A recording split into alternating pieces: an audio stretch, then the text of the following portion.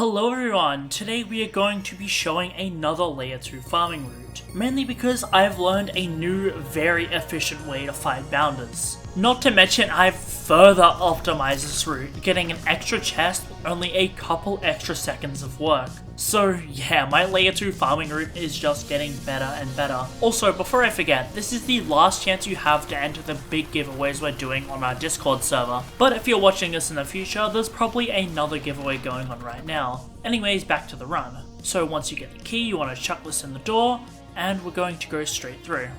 It's very important that you use one of my PVE builds for this route, as it's incredibly efficient compared to other builds. You want to head to the right and use ice skates, because we're going to go kill Bonekeeper at the very start. Yeah, my PVE build incorporates ice skates and glacial arc to get insane mobility very easily. Now once you land down here, you want to toggle on your ice cubes ahead of time, and we're going to use glacial arc and metal ball to get up here. Shadow Bonekeeper, so this guy's going to be a little harder to kill, although I'm not worried, as my PvE build does a ton of damage. There we go, easy Bonekeeper kill. Keep in mind we killed him that fast while he was 50% resistant to physical attacks. Alright, now we're going to go around here and we're going to turn on Gen. From here we're actually going to start getting the chests. Oh yeah, and before I forget, we are actually one of the top speedrunners in the world right now. My 7th place run finally got verified, and that's crazy considering this isn't even meant to be a speedrunning build, as we're just using ice skates, which is very easy. Now we're going to touch this spot and spawn the carbuncles. Killing them gives you your first chest. What you've also got to keep in mind is that compared to most speedrunning builds, we don't actually insta-kill any mobs. I just rely on the raw damage my build does. Now let's come back here and we're going to kill another bounder. While I fight this bounder, let me actually show you the tech. It actually relies on uppercutting him and using Warden's Blades. This can protect you from his slam attack and give you a ton of damage. If I timed everything better, he would have been dead sooner, but we still got a pretty fast kill. You'll be kept in stasis in the air for a while due to Warden's Blades constantly hitting, so it'll look like you're flying to other players. Obviously, you do need to time Warden's Blades decently well, as I missed it there. But it doesn't matter, as this bounder is likely about to die anyways. There we go, easy bounder kill. This PvE build does a ton of burst damage. Now I'll come down here and kill the next bounder. This farming route is very easy to do. The only real learning curve is simply just learning where to go, but you should be able to do that in a few runs. Now we're actually going to come through this archway and touch this spot over here to spawn diver husks. This is an extra chest that you don't have to go out of your way for. Now we're only going to kill one of them to save time, and we're going to head to the second diver journal. Make sure you're following my pathing in this video, as I find that it is hard for people to learn it. There we go, next chest obtained, and light final toll and gem. Pretty good. Evan Spear as well, but we have a lot of those. Now let's glacial up here, and we're going to kill the next bunch of mobs. These ones don't give you a chest, I just prefer to kill them for safety, as you don't want one of them strong lefting you off while you're fighting the next group of enemies. Now as you come down here, these guys can either spawn ahead or behind you, so we got pretty lucky with the spawn.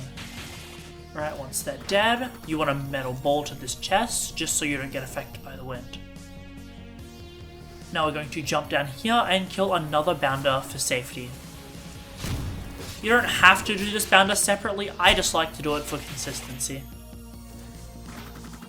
Now that he's dead, let's come over here, pop Flame Within, and kill the next bounder. I could have uppercutted there, but I didn't think I'd hit. This is also a flame bounder, so he's somewhat resistant to my attacks. Doesn't matter though, he's already dead. Now we're going to head into the cave for the final few chests of the run. Now come around here, let these stalactites fall, and kill this diver husk. Sometimes we'll get lucky and blow him up with detonation, but you don't really need to do that. It's just a nice touch. Although Detonation is not the best enchant at all nowadays, I just prefer to use it because it's fun. And yeah, as you can see, this uppercut tech is pretty crazy for killing bounders. So we were in the air for a couple seconds using Warden's Blades. Now we'll climb up here and go backwards and kill the final group of Diver Husks. There we go, blew them both up with Detonation, very nice. Oh yeah, I'm also curious, I wonder what drops have you guys gotten from farming layer 2? Personally, my RNG tends to vary a lot. Sometimes I'll be getting multiple legendaries in one run, sometimes I'll only be getting one.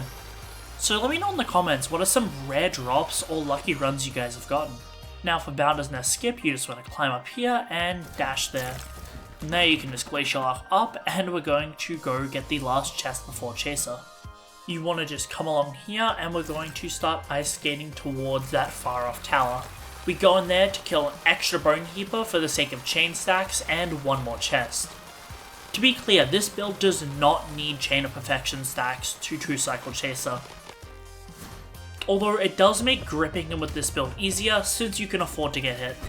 Now let's quickly burst him down. As soon as he posture breaks, he is basically dead. That's just how much damage this build deals. There we go, extra chest, not bad. And while I go to Chaser, I've seen a lot of you saying that this build is just hard to progress.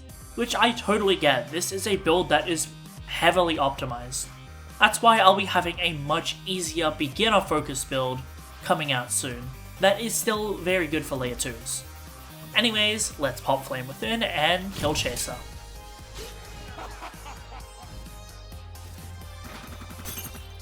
Metal Bolt is super convenient for breaking his jaws. I'm going to try not to get hit just so I can get some additional damage off, although stalactites are very annoying for this. Oh, gotta be very careful not to get hit. I'm going to drop block and...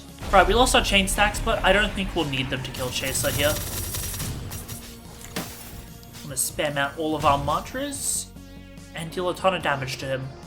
Now let's just hold block so we don't get hit again. And I'm going to try not to get hit here. I didn't have Flame Within popped last round, simply because it bugged out. So I didn't get the most damage off, but I think we'll still be able to 2-cycle him at least. Now let's hopefully kill Chaser this time. Nice Spine Cutter, spam out all of our mantras. Oh, and yep, I did not expect that to happen, but Chaser got burned. Gripping him saves a bunch of time. Although you definitely don't need to do it if you're going for knowledge. And there we go. Layer 2 farming route complete. And an enchant stone. These things are actually rarer than you'd think. I don't see them very often in Chaser chests. But sadly, no really rare drops this time around. It's fine though.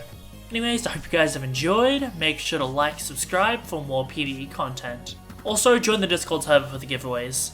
And I'll see you next time.